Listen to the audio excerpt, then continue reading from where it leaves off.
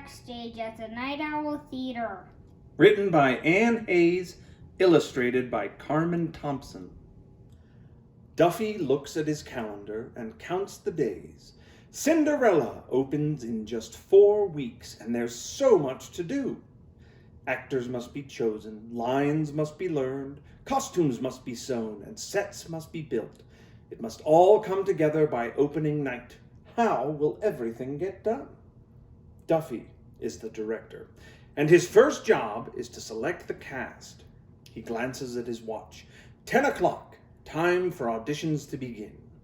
As he listens to actors read from the script, he thinks about how to match them up with the characters in Cinderella. Some actors will be called back to read again. Then Duffy will cast the play. A few days after the cast is chosen, Duffy brings everyone together for the read-through. They read the script out loud from beginning to end so the actors can get to know their characters and how the play unfolds. After they read the entire play, Duffy introduces Biggs. "Our stage manager, Biggs, is my partner," he says. "While I sit out front watching you rehearse, she takes care of everything on stage and backstage." Biggs keeps copies of the script, set plans, and rehearsal schedules in a fat notebook. The actors call it Biggs' Big Book. During the first week of rehearsals, Duffy blocks all the scenes in the play so the actors know where to move on the stage. The stepmother and stepsisters will stand at center stage and order Cinderella about as they dress for the ball. "Cinderella, fetch my gloves." "Cinderella, fetch my fan." "Cinderella, fetch my jewels." Duffy's sketch shows Cinderella where she should go to obey their commands. "Please mark your script so you memorize your stage directions along with your lines. And be sure to learn your cues," says Duffy. "Pretty soon you'll know the whole play by heart." As soon as the cast has been selected, Minnie, the publicity director, begins spreading the news about the play. When it is, where it is, and how to get tickets. Publicity photos are taken. Press releases are sent to newspapers and radio stations. Posters are printed and hung around town. The cast and crew tell their friends, "Don't miss Cinderella at the Night Owl Theater." Boris, the set designer, has made color sketches of the sets to show how the stage will be dressed for each scene. The stage crew saws and hammers, making lots of noise as they follow Boris's plans. They build light wooden frames that they cover with cloth and paint to look like the walls of Cinderella's kitchen. The pumpkin coach is fitted with rollers so it can travel across the stage. Boris and his assistant paint a mural of the ballroom scene on a cloth drop that can be raised and lowered from the flyloft overhead. Pringle, who runs the costume shop, measures the actors for their costumes and checks the Night Owl Theater's storage closet for treasures. There she finds gowns, waistcoats, blouses, and breeches for the lords, ladies, and village folk. Vanya and Misha, her helpers, stitch Cinderella's magnificent ball gown, which is brand new. Wanda creates fancy wigs. Geppetto, the prop master, and his assistant Tinker have a long list of props needed for the play. They find a pretty cage for the white mice in the Night Owl's prop room. 3 hand mirrors turn up at a neighborhood garage sale. They buy a tea kettle and a tea set at a thrift shop around the corner. A skilled craftsman, Geppetto makes a reed broom, a magic wand, and a papier-mâché pumpkin by hand. With just 2 weeks left before opening night, rehearsals are in full swing. The actors have learned their lines by heart. "We are off book," Duffy says with a touch of pride. "Now you can really begin to act." He and the actors talk about how to bring the characters to life on stage. "Cinderella, as you sweep the hearth, you dream of going to the ball. How can you show that?" "I could dance with the broom as if it were the prince, like this." Godmother, suddenly you must change a pumpkin into a coach, rats into footmen, and rags into a beautiful gown. You are out of practice. How do you feel? I'm flustered. Let's see, I could thumb through my book of magic spells, like this.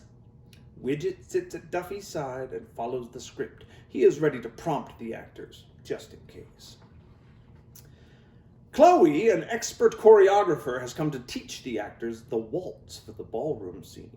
The ladies wear practice skirts so they can get used to dancing in long, billowy dresses.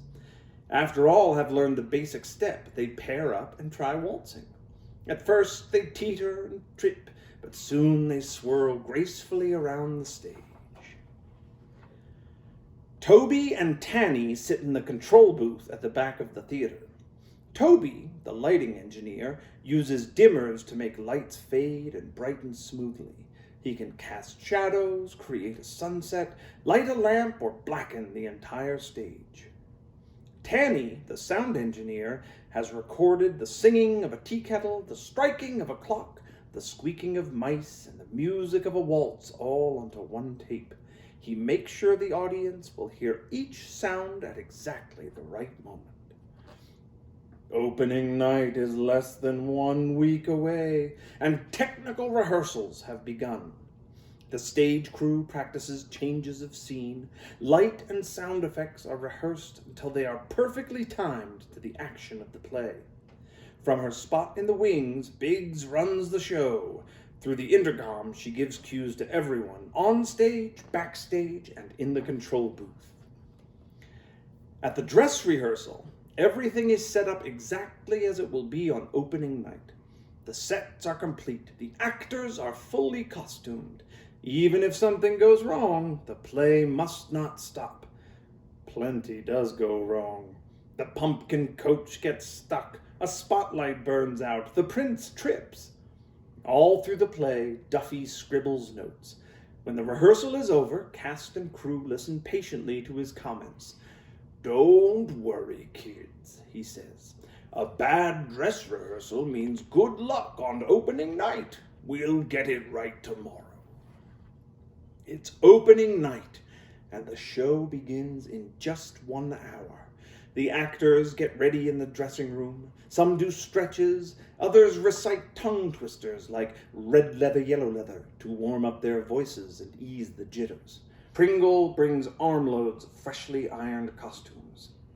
Through the intercom in the wings, Biggs announces, 30 minutes to curtain. The ladies step into their gowns and don their wigs. Cinderella puts on the rags she wears in the first act.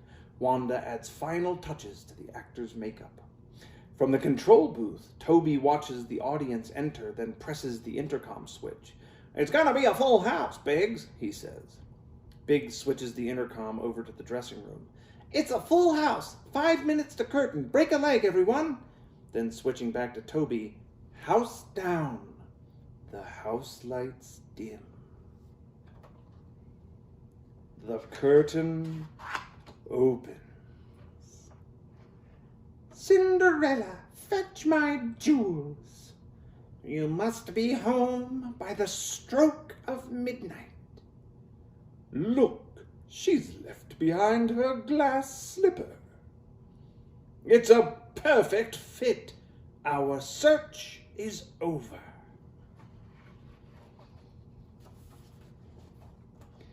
The Night Owl Theater rocks with applause. Cinderella is a smash. The actors return one by one until everyone stands together. Duffy and Biggs join them on stage. Then they all take a bow, and another, and another. After 3 curtain calls, the stage lights dim. On stage and backstage, the cast and crew rejoice. The end.